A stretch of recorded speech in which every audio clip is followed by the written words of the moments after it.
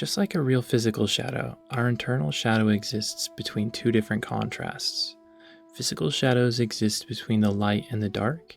Our unconscious shadow is between the light we experience and the light we don't. Like a relic of the unconscious, there's more experience stored away, ready for us when we're ready for it. Now we tackle the shadow, not literally, because how can we tackle what we can't see? Or can we? The whole concept sounds almost esoteric, and in the past it has been. The way we're going to go over it is very grounded and intuitive, turning an ancient idea into tangible insights. Let's just start out by addressing the goblin and the elephant in the room, with the well-known parable, the goblins and the smelly elephant. The goblins always argued about who had the sniffiest of sniffers, capable of finding the stinkiest of stinks. The elephant was very stinky, and they all agreed on that. It was their perfect test to find out once and for all who was the sniffiest of the stinkiest. One day the goblins did what goblins do, and they went on down to visit the stinky elephant. They started arguing just as they do about what was the stinkiest part of the elephant. They all were trying to convince the other goblins why their sniffing spot was the stinkiest. The first goblin's sniffing spot was the elephant's musky tail. He took a big sniff and said with real conviction, "The musk of the tail is the stinkiest of stinks." The second goblin's sniffing spot was the elephant's junky trunk. He claimed, "I can smell the junk in the trunk." This confused the other goblins, but he considered the junky stink as an acquired sniff that was only sniffable by the stinkiest of sniffers. The third goblin spot for sniffing was the elephant's earthy knee. Earth knee Stinky. His way of expressing the stink was through his poetry. The fourth goblin's position was unclear. The other goblins assumed that he finds the ear to be the stinkiest, but every time they go a sniffing, he goes one by one sniffing all their spots before he climbs up to the ear, and they always have to pull him out at the end. He knows for sure something is super stinky about it, but he has yet to sniff out what it is yet. Finally, one day, the fourth goblin came out of the ear on his own. He said, "I finally sniffed it. I finally brought back with me the stinky I could not before. The stinkiest of stinks." The first goblin declared it was musky. He shook his head no. The second goblin, confused, asked, "Was it junky?" No, it wasn't junky like the trunk. The third goblin recited, "When you're closed in the ear, is the smell of earth near?" Nope, not earthy. Then what is it? The goblins were getting frustrated. He said, "The stinkiest wasn't any one of your stinkies." Their jaws dropped open. What do you mean it wasn't any one of the stinkies? If it's not any of the stinkies, then what was we sniffing? The fourth goblin said, "The stinkiest stink is beyond one sniffer's sniff." The goblin's jaws all dropped again. The fourth goblin said, "All the time I spent in the elephant's stinky ear, I was sniffing something different than the stinky I was used to. But as soon as I left the ear, I couldn't articulate the stinky.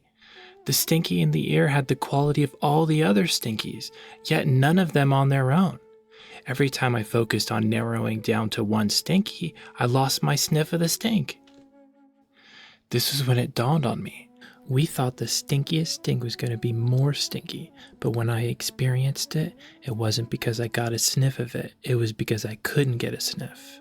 I started to smell the subtle aromas that existed once I was outside my own stinkiness, and I quit sniffing. The stinkiest of stinks is an idea we created because we couldn't smell anymore. We got so stinky that our own stink was the only smell left. We got deprived of the smells of life, and we started seeking how to get it back. Our stinky crept up so slowly that by the time we lost our smelling, we were none the wiser that it was our own a-doing, and we began a sniffing. What are you trying to say? That there's no stinkiest? Then what sniffing have we left to sniffs? The stinkiest of stinks all depend on who's sniffing. Without my own stinky to mask the smelling while I was in the ear, I could smell all sorts of new stinkies that I hadn't before. We really are the stinkiest, guys. We should probably take a bath. If you take the stinkiest from us, what stinky do we have left to sniff? What is the sniffer without his Stinky? The fourth goblin explained that there was another path to the Stinky that involved washing off our own. That the sniffin was how we found the stinkiest, but there's a whole world of stinkiness that we miss when we focus on the strongest Stinky. If we wash our own Stinky away, we can smell the rest of the finer qualities of Stinky. Smelling like how we smell the air? You telling me the air has more Stinkies? Yes, the air carries the real Stinky. There's a whole world outside of our stinkiest goblin aroma just waiting for us to wash up and stop ripping the sniffs. All three goblins realized at the same time what the fourth goblin was trying to sniff at. They sniffed themselves in that moment and all together let out a P-U. Goblin 1 said, "I'm so musky." Goblin 2 said, "I'm so junky." Goblin 3 said, "I'm so earthy. We need a bath." The stinky elephant let out an elephant noise. He took a huge trunk full of water and shot it out towards the goblins. It washed their Stinky away. The reason the goblins go to the elephant is so he can wash them of their Stinky, because it's hard for goblins to get all of their Stinky spots by themselves. Thank you, Mr. Elephant. So all four goblins started going to the elephant for baths, and they could finally smell the smaller Stinkies of the world.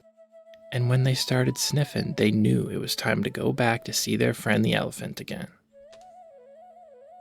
The end.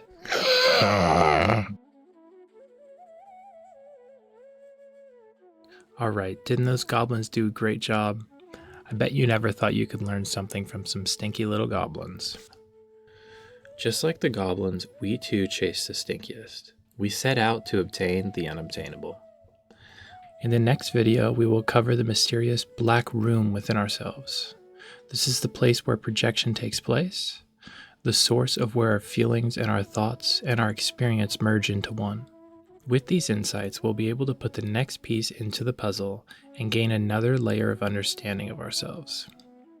I'll put a link to the next video on the screen.